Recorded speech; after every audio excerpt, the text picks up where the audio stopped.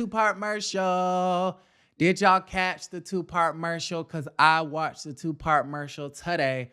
I couldn't watch it last night because I was just too tired and too through. I feel like I'm coming on with a cold. I got my vitamins and my tea and, my medicines and things like that. But there go my tea all the way behind there. So yeah, and then I was already taking a 2-day sabbatical, so I didn't want nothing to do with nothing that I have to talk about on the House of Aaron. I'm sorry, it is what it is. When you do something like this, y'all, you get burnt out really quickly because you have to find yourself, you have to find the motivation to talk about other people in their lives. And sometimes you just want to be one within yourself and your own life, right? So to be invested in what other people got going on gets really old really quickly. You get burnt out so fast because you're constantly like trying to keep up. Like, what is this person doing? What is that person doing? You got to watch the next show and what's going on Netflix, and this is happening on Bravo, and such got her titties out on Instagram stories. And it's like, look over there. Jada Essence Hall from RuPaul's Drag Race. Okay, if you get that reference, let me know in the comments down below. But yeah, you get burnt out really quickly. So I had to take like the first weekend off in such a long time. Like I can't even remember the last time I just laid in bed for a whole Saturday and a whole Sunday. But here I am once again. And then last night I started to feel like my throat was dry as hell. So I'm like, oh, hell no. So I had to get my Cody's, I had to get my green tea on deck, I had to get my, little medicines and whatnot, my vitamins and whatnot. Anyways, okay, so the 2-part commercial, I ended up watching it today.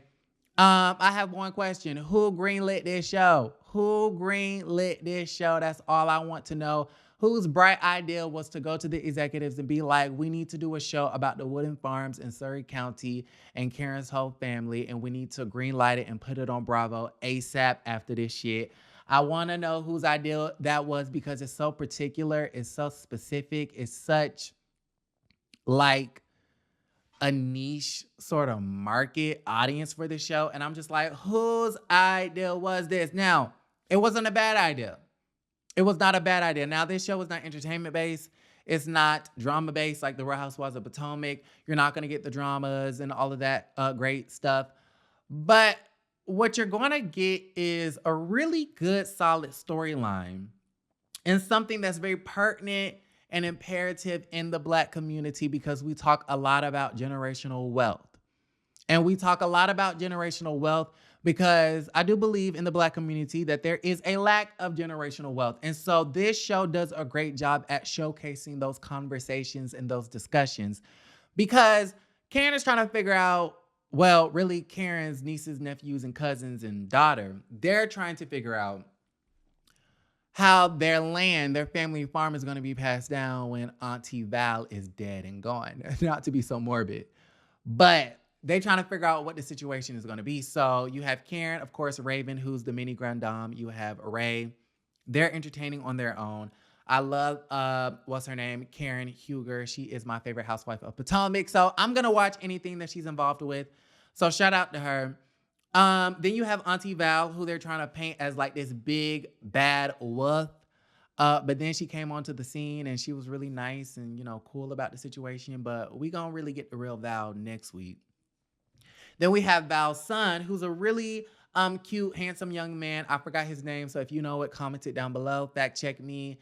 Then you have Alyssa, Megan, and Sharon. And I don't know what their purpose is. They're extras, they're stand-ins, but you know what? I'm gonna let them have it. Overall, I do like the 2-part commercial, but if you are looking for the drama, I would say skip. If you're looking for some family, wholesome, entertainment for Sunday night, then I would say watch it. It was perfect for Easter because it was nothing but wholesome family television. So let me know if y'all checked it out. Let me know if y'all like it in the comments down below. Moving right along, Kandi Burruss Tucker and Kandi and the gang. Now, y'all know I have been dragging the hell out of Kandi and her gang for weeks at this point because I kind of felt like the last 2 episodes were a snooze fest. But to my surprise, last night's episode was actually really, really good. It was kind of hilarious. And I felt like it was probably one of the more amusing episodes. Um, and I say that because, of course, the aunties are the stars of the show. I mean, Aunt Bertha always gives me life. I really like the scene when it came to the cake competition between Aunt Nora, Bertha, and Mama Joyce. You had Mama Joyce coming in with the whipped cream cake. You had Nora coming in with the coconut cake. And then you had Aunt Bertha with her burnt pound cake.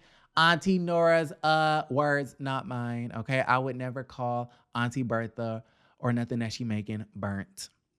But I loved it when Auntie Nora was in the confessional talking about this whole competition is a whole hot ass mess. And it's very unfair because Aunt Bertha sat up here with her burnt ass pound cake and her grandsons voted for her to win the competition. Now, if that's not unfair, then I don't know what is. Okay. But what really ticked me off about this episode is Patrick and his fake ass girlfriend. Well, you know what? Let me not give Safari the brunt of my aggression. Let me give it to Patrick because Patrick is really the fake one. Because how you gonna invite your ex Chandrika to the function and then uninvite her once she shows up to your doorstep? It's giving fake. It's giving. I'm really surprised that June did not muster up the Will Smith energy to slap your ass. Because you got me out here all dressed up to go down to Peter Street to stand outside for 30 minutes. Sir, I don't know if you heard, but this is not the safest neighborhood to just be standing out here. So y'all gotta let me know how y'all feel about the situation. I'm gonna go ahead and log off. Let me know if y'all want me to continue to talk about these shows. Like the video, subscribe to the channel, and don't forget to create a great day. Bye.